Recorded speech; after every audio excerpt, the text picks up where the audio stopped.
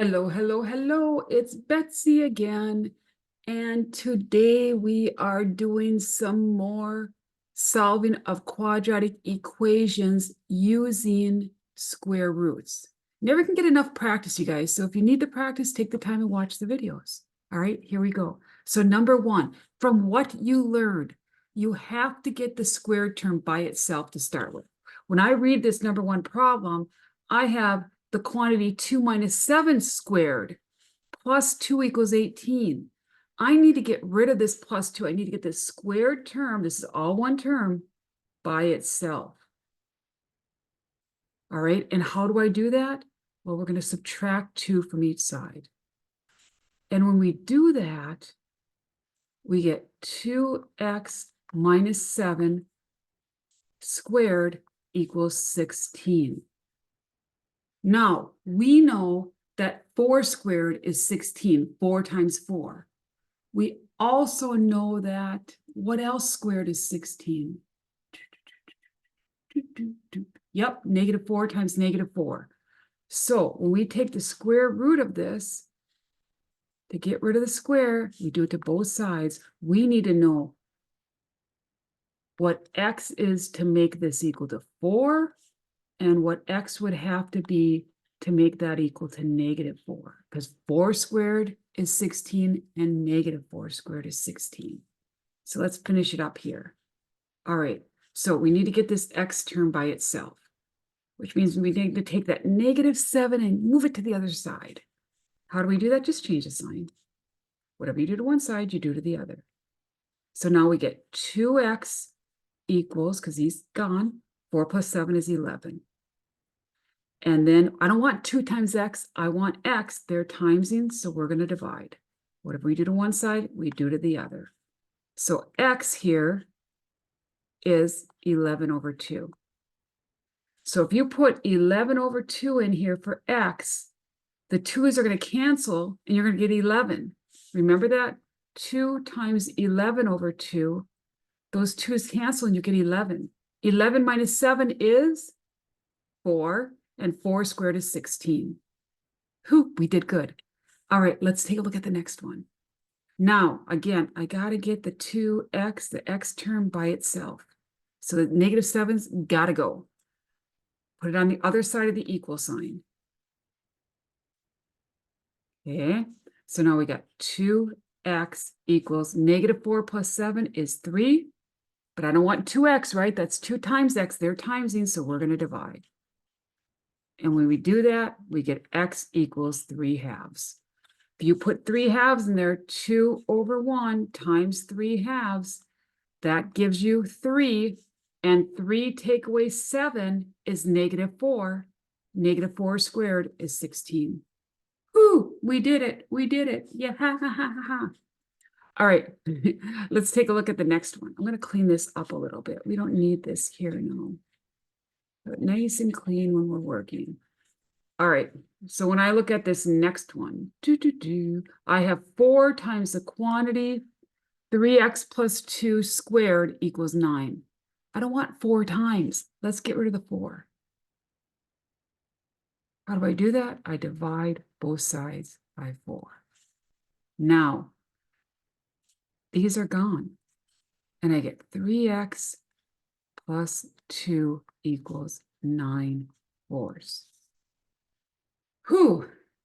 Now, that 3x plus 2 is what? It's squared. Right? Can't forget our little square up there. I almost did. So, now, to get rid of a square, what do? Yep, we got to take the square root. And whatever we do to one side, we're going to do to the other. So take the square root, take the square root.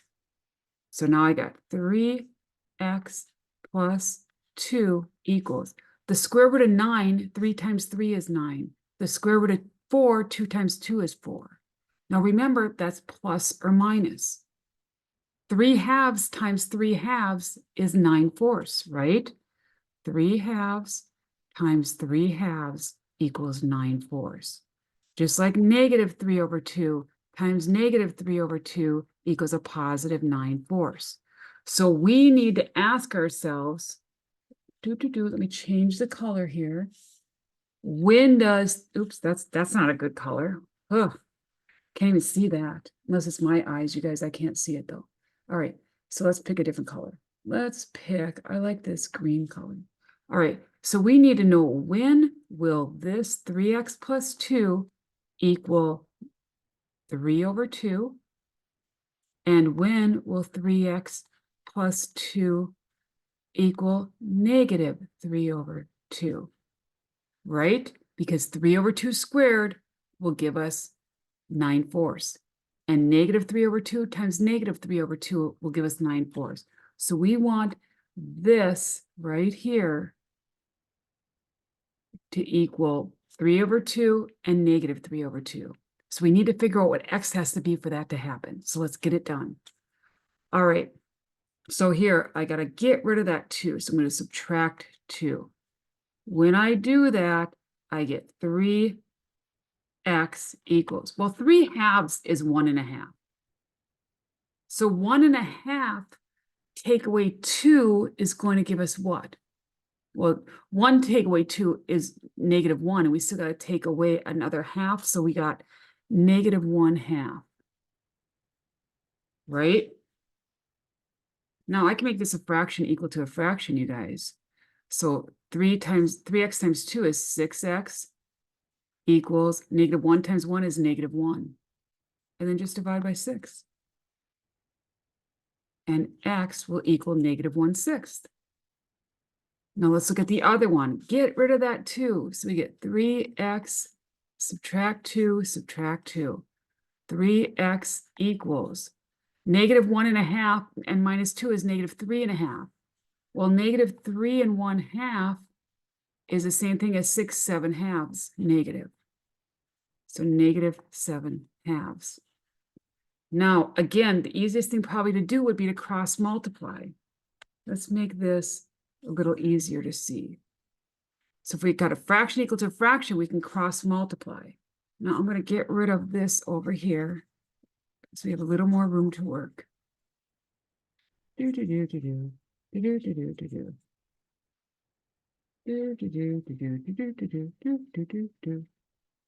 All right, so when I cross multiply here, I got 3x times 2 is 6x equals -7 times 1, -7.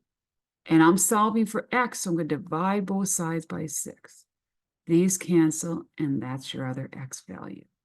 So if you go back in and put -7/6 in for x into your original equation, you will get your -3/2. All right. How are we doing? Those were a little more difficult, and I did that kind of on purpose because I want to build with everything that we do. So if this is the first video you're watching, you're probably going to want to go back and watch the other ones because they build on each other. All right. Awesome. Have an awesome day. Do do do do do do do do do do.